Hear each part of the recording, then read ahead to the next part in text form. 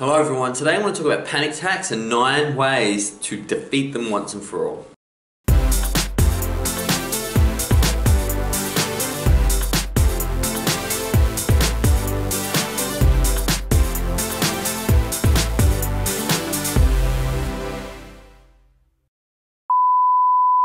Hello everyone, boom boom boom boom, the heart starts getting quicker, the breath starts getting shallower, the world seems to constrict, that awful feeling, you feel like your chest's getting tight. It's a panic attack, it's coming on, and for anyone who's ever experienced them, you know how incredibly challenging and how scary they can really be, and it's affecting more and more people now than ever. Our modern lives are designed to create panic. We have a society about sirens and noises, even the advertising is designed to create panic. Get in quickly, don't miss out. And it's only natural that people are feeling the effects of panic attacks more than ever. They are real, but what's also real is ways to defeat them, and that's what I want to talk about today. As always, I'm going to begin with a quote, and that quote is, "At such moments of extreme panic and anguish, you do manage that trick with time. You are at last free from the illusion that time is linear. In panic, time stops. Past and present, future exist in a single overwhelming force. You then want time to appear to run forwards because the future is the only place you can see and escape from this intolerable overloaded feeling. But at such moments, time doesn't move. And if time isn't running, then all events that we think of as past and future are actually happening simultaneously. That is the really terrifying thing.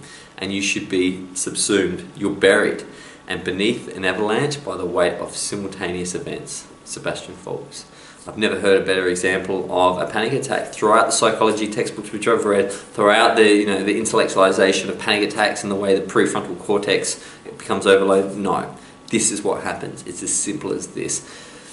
The world stops. Every fear and anxiety you've had becomes this grey mesh of things you don't understand and imposes itself on something that could be very, very simple. That's the reality. And I tell you what, from a culture that says we've got the drugs, we've got the Zoloft and the Xanax and the blah blah that fix this, we've got all the psychology, why are more people experiencing panic attacks than the history of the world? It's because there are different ways to treat this rather than drugs. And that's what we're going to go through today. My personal story is, I've had panic attacks and I empathise with anyone who's ever had them. When I was working in a much more stressful job, I would have this background fog that would sit there, and quite often I would find myself in just the most simple situations where I felt short of breath or I felt like my heart was beating irregularly. And this was simply the panic that was manifesting through the fact that I was living a life that was full of stress and not full of anything healthy for myself. So how did I overcome this? I haven't had a panic attack for 5 years, so how do I overcome this? Well, number one, mindfulness. When the author talked about, and the quote talked about everything coming together, future, past and present being overwhelming, mindfulness is obviously the direct antidote for that. When you become mindful, there is only the present. When you're touching the texture of the wood on your desk, when you're feeling that texture, you can only do that. Your brain is much more limited. Sometimes, your organic brain is much more limited than we give it credit for. We like to think it's this magical thing, but in reality, it can only focus on one thing at a time. And stopping and becoming mindful. And the simplest technique is to look around and notice the color of 5 things around you. And don't stop until you've found 5 things. This is really important because once you've found the 5th thing, which isn't easy because to find 5 colours takes about 10-30 seconds, you notice that sometimes the panic attack has started to dissipate or wear off. Number 2, kill the voice. That voice that's telling you you're no good, it's not worth it, and wake up in the morning. Sounds like a pretty depressed dude in your head. And if we're starting to understand anything during this series, is that voice is not you. And it's not super helpful. So when you're having a panic attack and you want to end it, and many people have ended their own life during panic attacks, your life is not what needs to be ended. What should be killed is the voice. The voice can't handle it, and the voice is not you. So kill the voice. And if you need sort of a better analogy for this, Fight Club does an excellent job of the analogy of killing the voice, in which Tyler Durden is killed towards the end of the film. Spoiler alert. 3, meditation. Meditation, meditation, meditation. If you have panic attacks and they suck, you need to meditate. Meditate will shrink the electrical activity in your amygdala and your lower reptilian brainstem, which is the fight or flight system, which creates panic attacks. So not only does meditation clear your mind and make you a better person, it physically alters the brain to make it more difficult to have panic attacks. 4, this too will pass. especially when you haven't started all these techniques and you go, Brad, well, you know, what can I do right now? Sometimes you've got to sit with it and you've got to feel it to heal it, and you just need to know this panic attack will pass. They don't last. The beauty of panic attacks is they simply don't have enough grit to last, and knowing that sometimes can be enough to ride it out. Number 5, let the voice suffer as well. You know, that voice is telling you no good and about all the stressful things that you've got going on that creates the panic attack. Let it know that you're in my head apparently, and you're going to feel these effects as well. So if you want to create this avalanche of symptoms, be with me, voice, and you deal with it. And the funny thing is that I don't know how this trick of the mind works. It works for me, but the voice doesn't really want to suffer. The voice doesn't know what it's doing. It's just trying to get your attention. And when it realizes it's creating suffering for itself, quite often it will shut up. 6, come home.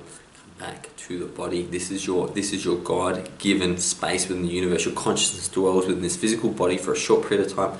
Come back home. Sometimes panic attacks start when you start leaving your body, which is a dangerous place. You start thinking about yourself in different situations. You even role play. You can see yourself in a different room. You've left your body. Come home to the body, and what you'll find is that your body will protect you. Number 7, know it's normal. We created a society to panic people. Turn on the TV right now and listen to the volume of the commercials. It's insane. There'll be a TV show on, and then a commercial will come on and it'll feel like it's yelling at you. And it's normal for people to have panic attacks. We have a society that has huge expectations of individuals to make all this money and to be superstars and have a vision wall full of Ferraris and Lamborghinis. And if you don't get that, you're not Kim Kardashian and you're not married to a famous person, or if you're not this person, then you don't have value. And guess what? Most people don't have those things, so they're feeling valueless. It is normal and it's beatable. It's been beatable for thousands of years. 8, don't avoid the situation.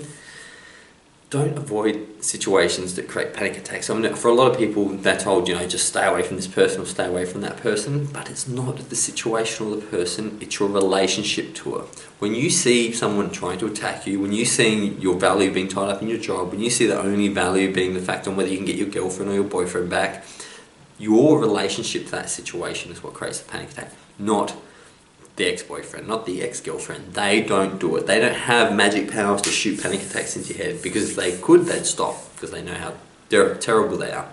Understand that you can't run from these things. You need to change your relationship using these other steps. And finally, medication.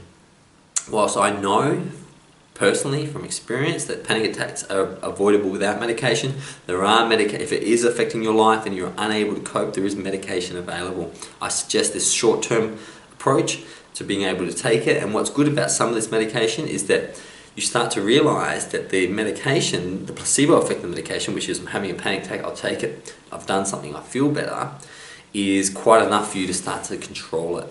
It's important to know though that ultimately you can't take this medication for the rest of your life. If you've ever met someone who's been on antidepressants for more than a decade, or if you meet someone who's been on antipsychotics for over a decade, they do take that toll. Pfizer doesn't want you to know that. Hoffman and Roche don't want you to know that. They're making billions out of creating zombies, but the reality is this medication should not be used for years and years and years. However, when it comes to panic attacks, I know, I'm feeling you, they can be absolutely devastating, and sometimes there's an appropriate approach to see a doctor and to take this medication for a short term, and to let your doctor know that that's your approach. I want to take this for a short period of time and use these other coping skills. I feel for you for getting panic attacks. It is the pain that can drive you to a better life. It's the pain that can drive you to deal with some of this mental noise that's building up. These steps have been incredibly helpful to me. They're definitely something to think about, whether you get panic attacks or you just generally get some anxiety. And I can't wait to see you tomorrow. Until then, goodbye.